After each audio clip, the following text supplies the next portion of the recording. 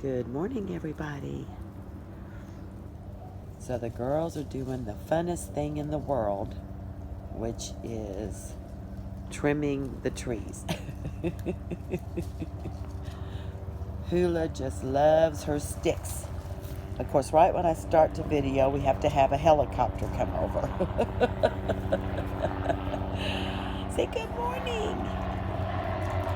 Say good morning. Go get it. Says I'm the yard man around here. She's looking at the helicopter. I said, what is that? What is that up there, huh? There's Hula with her stick. So anyway, now that the helicopter's passed, I have some really, really good news, and then I have some bad news to share. I'm going to give you the bad news first. And I mean, it's not really bad news except for the fact that it was just really hard. So we had to make a decision yesterday to send Kinker back to heaven, back to God. He was probably close to 20 or 22 years old. And he just was getting old. And the last week, he's been really having a hard time. He maybe have had a couple of strokes, not sure, but he was having a hard time walking, and I was basically hand feeding him, and we just had to make the decision. It's not easy, but I always made a promise to all of my pets, whether they be fosters or my own personal pets, that I would never let them suffer beyond one day that they didn't need to. And so it was very heartbreaking, but at the same time, we weren't going to get his ashes back. We had pretty much decided we just couldn't afford it. It's close to $200, and I'm like, we just can't afford it right now. If I had the $200, I would rather spend it and help a rescue dog that needs it here on this earth. So yesterday I had to go to work, and Chris took Kinker, and I carried him around all yesterday morning, and it was just hard. Anyway, he was like the perfect cat, the absolute perfect cat. And I had rescued him back in 2005, starving and flea infested. And anyway, long story short, Chris called me from the vet's office and said, which our vet is Dr. Bowman in China Grove. She's our rescue vet. She's also my personal vet. That she wanted to have his ashes returned to us, and she was going to do that at no charge.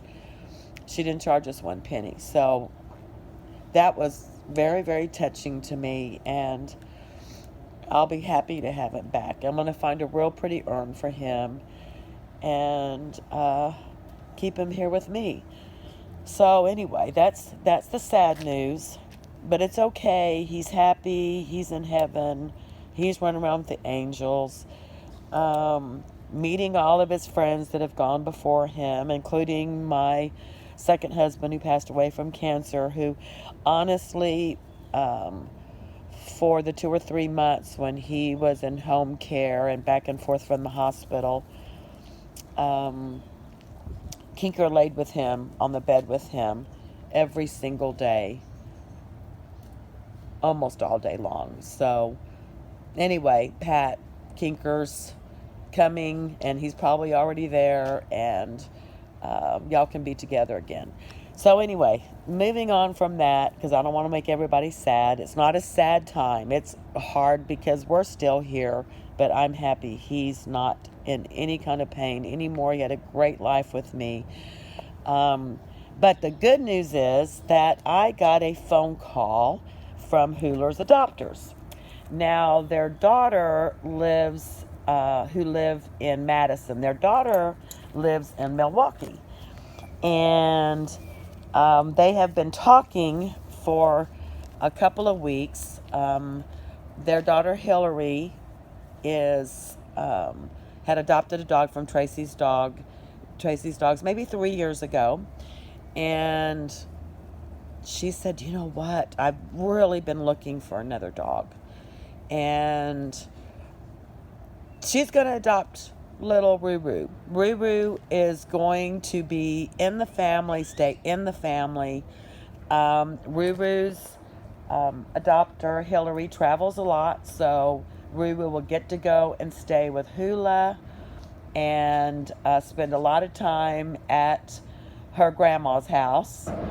And so they will be going together, and it just couldn't be a better scenario. And you know, it's one of those things to where I always pray over my fosters that they go where they need to be. And I couldn't imagine why in 2 transports this little cute, perfect little girl was not adopted. And I kind of had the feeling, I'm like, you know what? I know she's supposed to go where she's going to be, and I'm not going to sweat over it. I was a little concerned because I'm leaving on my trip next week, and Chris had even agreed, even though I had 2 fosters that offered to babysit her, which would be great. Chris loves her, and he said, you know what? She can just stay here with us. It's fine till you get back. So I was like, okay, the shutdown day for the adoptions in Madison was Sunday. They called me on a Friday night, and she got her application in right away. And of course, being a previous adopter, it made it really easy. And so she is also going to go on this trip. I am so excited.